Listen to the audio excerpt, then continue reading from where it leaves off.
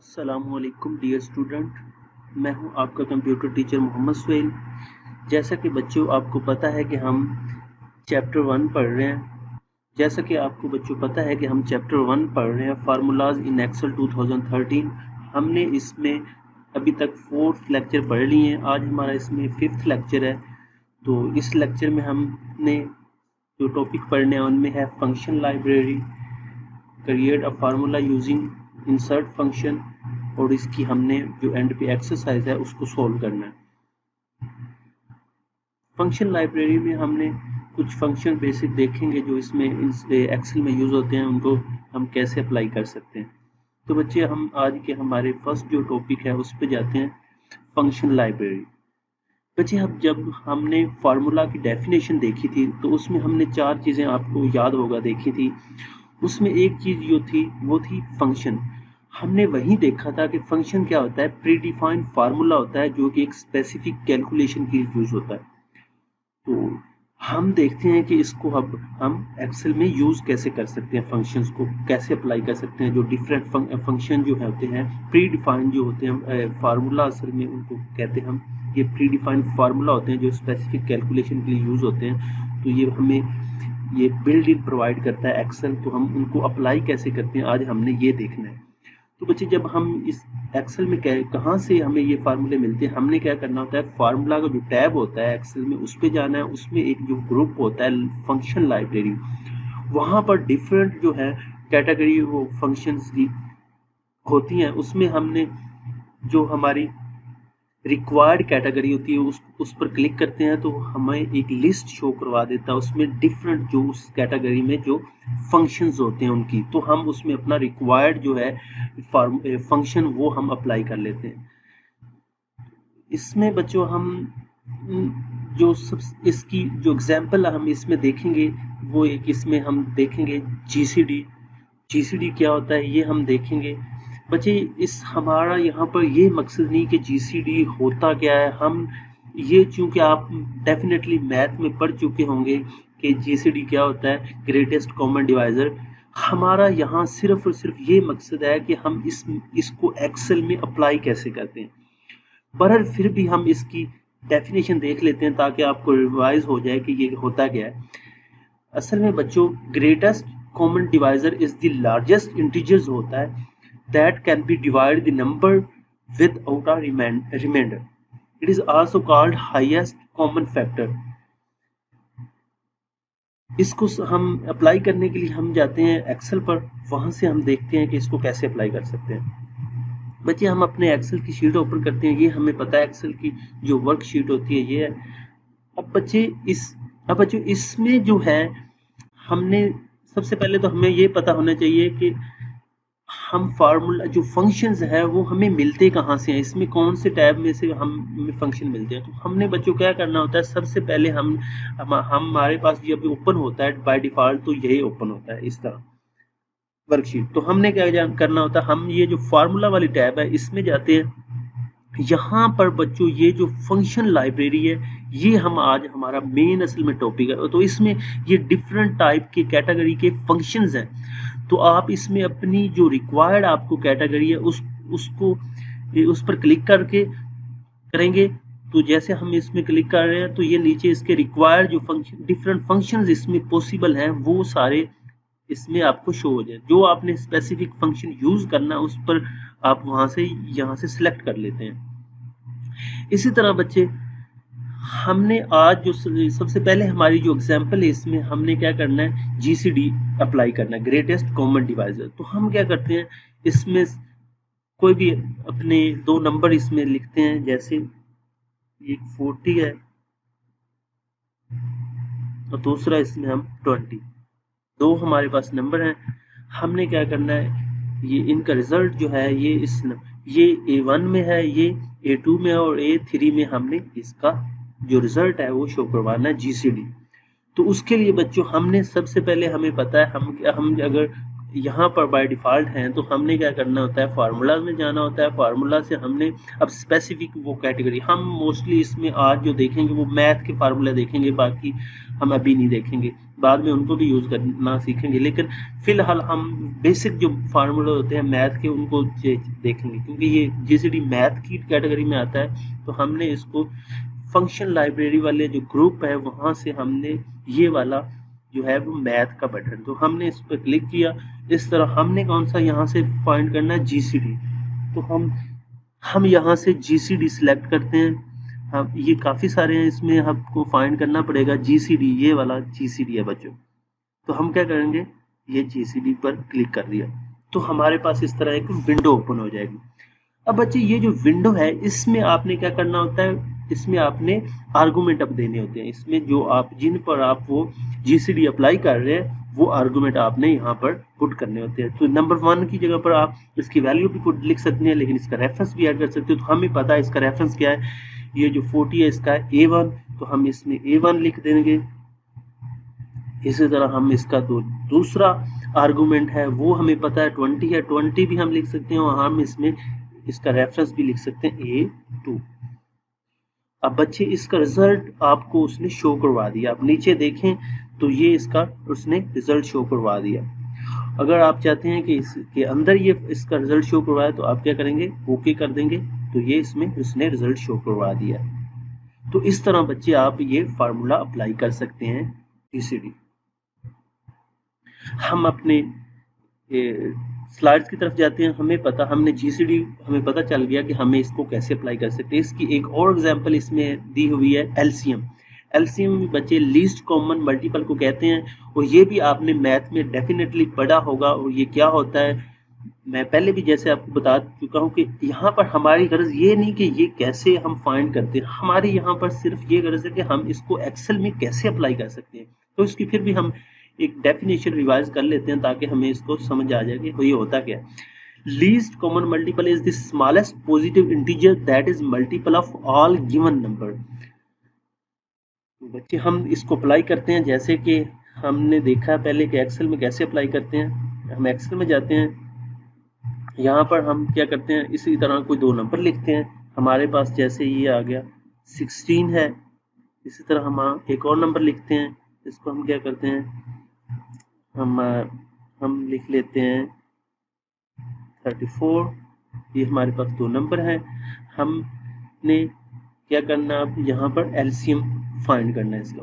हमने सेम उसी तरह करना है। हमारे पास बाय डिफॉल्ट ये होम में होगा। हमने क्या करना, हम क्या करेंगे, फार्मूला के टैब में जाएंगे, वहां से हमने मैथ की कैटेगरी में आना है, और यहाँ से हम एलसीएम वाला सिलेक्ट करना। हमने एलसीएम के लिए हमें यहाँ से ढूंढना पड़ेगा एलसीएम, क्योंकि काफ़ी सारे फार्मूले हैं। तो यहाँ पर ये वाला एलसीएम है। तो बच्चे इसको एलसीएम, अब इसने उसी तरह विंडो शो करवा दी। इसमें आपने आर्गुमेंट देने हैं। आर्गुमेंट हमें पता है कि इसमें A1 है, इस तरह दूसरा आर्गुमेंट जो है A2 है। अगर इसमें आप ज़्यादा नंबर भी आर्गुमेंट अप्लाई कर सकते हैं, क्योंकि आपके पास जितने नंबर होंगे उस सारों में से आपने फाइंड करना है एलसीएम सारों का। तो आप इसमें 2 आर्गुमेंट भी दे सकते हैं, 3 आर्गुमेंट भी दे सकते हैं, जितने चाहें आप दे सकते हैं। तो हमें इसका रिजल्ट इसने शो करवा दिया 272। तो अगर हम इसको ओके क्लिक करेंगे तो ये इसमें हमें शो करवा देगा। तो ये इस तरह बच्चे हमने इसको फार्मूले, इसी तरह अगर कोई और फार्मूला आपने अप्लाई करना है तो वो भी है। यहाँ से अगर आपने टेक्स्ट स्ट्रिंग की कनकैटिनेशन जैसे हमने पढ़ी थी, तो ये उसका कनकैटिनेशन का फार्मूला, अगर दो स्ट्रिंग यहाँ पर लिखी हो तो उनको कनकैटिनेट करने के लिए ये वाला। इस तरह और भी इसमें काफ़ी सारे फार्मूले हैं, तो आप यहाँ से देख सकते हैं। नेक्स्ट जो बच्चे हमारा टॉपिक है वो है create a formula using insert function. तो ये हम देखते हैं ये कैसे हम इसमें यूज़ कर सकते हैं एक्सेल में। तो हम एक्सेल में जाते हैं बच्चे। इसको अप्लाई करने के लिए, इंसर्ट फंक्शन को अप्लाई करने के लिए हमारे पास 2-3 ऑप्शन होते हैं, हम वहाँ से अप्लाई कर सकते हैं। एक तो हमारे पास ये ऑप्शन होता है कि हम ये जो इंसर्ट फंक्शन है, ये उसका बटन है, हम यहाँ पर क्लिक करते हैं तो ये इस तरह क्लिक, तो यहाँ पर हम इसमें कोई भी फार्मूला अप्लाई कर सकते हैं। इसी तरह एक और हमारे पास ऑप्शन होता है, हमने क्या करना है, फार्मूला में जाना है। ये जो फंक्शन लाइब्रेरी है इसमें हमने इसके ग्रुप में आके हमने मोर फंक्शन वाला जो है ऑप्शन यहाँ पर आना, और यहाँ से हम अपने वेब से ये वाला इंसर्ट का फंक्शन है, तो यहाँ से भी आप अप्लाई कर सकते हैं इसको। ये वजह इसका सेकंड ऑप्शन था। इसमें एक और ऑप्शन भी है, थर्ड वाला ऑप्शन, वो क्या है, वो आपने जाना है बच्चों ऑटो सम में जाना। ऑटो सम के नीचे ये जो मोर फंक्शन है यहाँ पर आपने क्लिक करना है, तो यहाँ से भी आप अप्लाई कर सकते हैं। तो ये तीन इसके में मेथड हैं, तीनों से हम अप्लाई कर सकते हैं। इसी तरह हमारे पास विंडो ओपन होगी, उसमें हम आर्गूमेंट देंगे और ओके करेंगे, तो हमारे पास इस तरह ये हम इंसर्ट फंक्शन के थ्रू फार्मूला अप्लाई कर सकते हैं। तो ये हमारा थर्ड वाला टॉपिक आज का था। नेक्स्ट बच्चे हमने इसकी एक्सरसाइज को देखना है। तो एक्सरसाइज में इसमें जो इस चैप्टर 1 की एक्सरसाइज है, इसमें एमसीक्यूज वगैरह नहीं है, तो हमने सिर्फ इसके जो डिस्क्रिप्टिव शॉर्ट क्वेश्चन है, डिस्क्रिप्टिव क्वेश्चन है, उनके आंसर ही करने हैं। तो उसमें हम देखते हैं क्या क्या चीजें इसमें हैं आज के एक्सरसाइज चैप्टर 1 की एक्सरसाइज में। जो इसमें पहला क्वेश्चन था वो आपने नहीं करना, उसमें जो बी पार्ट है ये आपने करना है। इसमें ये बी वाला क्वेश्चन जो था वो आई थिंक इसमें क्वेश्चन ये था, इसमें थोड़ी सी आपने चेंजिंग कर लेनी। क्वेश्चन ये बच्चों इसमें था, assesses the advantage of relative mixed and absolute reference cells in Excel 2013। तो आपने इस क्वेश्चन को चेंज करना है। ये जो assesses the advantage, ये आपको नहीं काट देना, और यहाँ पर आपने लिखना है what is the difference among relative mixed and absolute reference cell in Excel 2013। तो इस तरह आपका क्वेश्चन ये बन जाएगा कि what is the difference among relative mixed and absolute reference cell in Excel 2013। बच्चे ये आप इन तीनों को आप इनके पढ़ चुके हैं। चैप्टर इसका लेक्चर 1 में आपने इसको अच्छी तरह देखा है कि रिलेटिव रेफरेंस क्या होता है, एब्सोल्यूट रेफरेंस क्या होता है और मिक्स्ड रेफरेंस क्या होता है। इनकी आपने वो डेफिनेशन करनी है और उसके बाद एक एग्जांपल देनी है। वो आप लेसन जो है 2 उसमें आप कर चुके हैं, तो आप इसको लेसन 2 को देख के इसका आंसर कर सकते हैं। मैं दोबारा इसको नहीं करवा रहा हूँ, आपने वहीं से कर लेना है।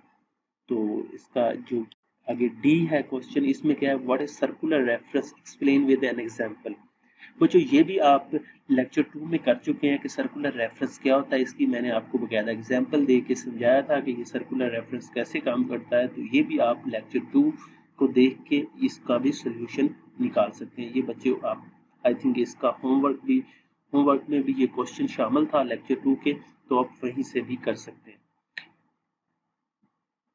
बच्चे ये जो है ई वाला पार्ट, इसमें आपने क्या करना है, write down the step to find the LCM of 3 number. बच्चे ये अभी आपने इसी लेक्चर में अभी जब हम पढ़ रहे थे तो हमने एलसीएम फाइंड करना देखा है 2 नंबर्स का। मैंने आपको बताया कि आप वहाँ पर 3 नंबर अगर आपके पास हो तो 3 आर्गुमेंट देने हैं आपने, और स्टेप वही है। तो आपने जैसे जैसे वो आपको मैंने दिखाया आपने उनको स्टेप बना के लिख देना है। तो ये हमारा ई वाले पार्ट का क्वेश्चन का सोल्यूशन हो जाएगा। आगे बच्चों क्या है, 2 ways of entering a cell reference in a formula by typing and by pointing, explain the difference between the two methods। बच्चे ये आप लेक्चर 1 में रेफरेंस को इंटर करने का फार्मूले में 2 मेथड जो है टाइपिंग और पॉइंटिंग, ये मैंने आपको लेक्चर 1 में इन दोनों को अच्छी तरह समझा दिया था। तो इसके लिए आप लेक्चर 1 को देखें, उसमें ये आपको इसका होमवर्क भी दिया गया था। तो ये वही क्वेश्चन है। क्वेश्चन जी जो है बच्चों, इसमें क्या है, when you enter a formula and click enter it display the calculated value, what will you do to display the formula. हाँ ये बच्चे अगर हम जब किसी पर फार्मूला अप्लाई करते हैं 2 नंबर्स पर, तो हम जब इंटर क्लिक करते हैं तो फार्मूला हमें पता है वो गायब हो जाता है, सिर्फ उसमें विद वैल्यू शो करवाता है। तो फार्मूला हम कैसे डिस्प्ले कर सकते हैं, तो इसके लिए बच्चों में हम एक्सेल में जाते हैं। मैं आपको बताता हूँ कैसे हम देख सकते हैं। बच्चे ये जैसे एक तो ये मेथड है, ये हमने इसमें फार्मूला अप्लाई किया और इसका जो सोल्यूशन है वो यहाँ पर आ गया। अब इसका जो फार्मूला अगर आपने देखना है, एक तो मेथड ये है कि आप इसके फार्मूला बार में चले जाएं, यहाँ पर ये फार्मूला आपको शो हो रहा होता है। दूसरा मेथड ये है कि आप क्या करें, इस पर क्लिक करें और आप आए फार्मूला टैब में आए। अगर आपके पास बाय डिफॉल्ट यहाँ पर होगा होम में, तो आपने फार्मूला वाले टैब में आना और वहां यहाँ पर आपने फार्मूला एडिटिंग बाहर आना है आपने, वहां पर ये जो शो फार्मूला लिखा हुआ है वहां पर आपने क्लिक करना है। तो ये आपको इसने फार्मूला शो करवा दिया इसका। तो ये इसका सेकंड मेथड था। इस तरह आप फार्मूला देख सकते हैं कि कैसे आपको शो होगा, इस तरह आप शो करवा सकते हैं। ये अब बच्चे इसका जो लास्ट क्वेश्चन था, name the arithmetic operator you can use in Excel formula. ये बच्चे हमने लेक्चर आई थिंक लेक्चर 3 में पढ़ा था। लेक्चर 3 में हमने पढ़ा था कि mathematically operator use in formula and it's precedence, जो उसकी प्रेसिडेंस जिन फार्मूला जिन ऑपरेटर की थी वो हमने देखी थी कि एक्सपोनेंट होता है, फिर एडिशन, मल्टीप्लिकेशन, सब्ट्रैक्शन, ये सारे जो है ये किसमें फार्मूला यूज होते हैं, ऑपरेटर यूज होते हैं एक्सेल फार्मूला में। तो ये आपने इनके सिर्फ नेम लिखने हैं। तो ये हमारी बेटे एक्सरसाइज थी। एक्सरसाइज में से आपने सिर्फ यही क्वेश्चन करने हैं। इसमें जो ट्रिकी टर्म है वो आपने इसमें जो 5 दी हुई हैं वो आपने सारी की हुई है, जिसमें फर्स्ट जो फार्मूला की डेफिनेशन है ये भी आपने की हुई है पिछले होमवर्क में। इस टेक्स्ट स्ट्रिंग है ये भी हमने की हुई है। इस तरह कंकैटिनेशन है ये भी हमने की हुई, क्या होती है फंक्शंस की डेफिनेशन, वो हमने आज भी देखी है, पहले लेक्चर में भी देखी थी। इस तरह पॉइंटिंग क्या होता है ये भी हमने, तो ये सारी चीजें हमने की हुई है। तो इस तरह बच्चे ये आपका चैप्टर कंप्लीट हुआ, चैप्टर 1। इसको आपने अच्छी तरह देखना है। अगर कोई चीज़ आपकी मिस हो गई हो, नहीं समझ आ रही हो, तो वो आपने मुझे बतानी। ओके बच्चे, थैंक यू, अल्लाह हाफिज़।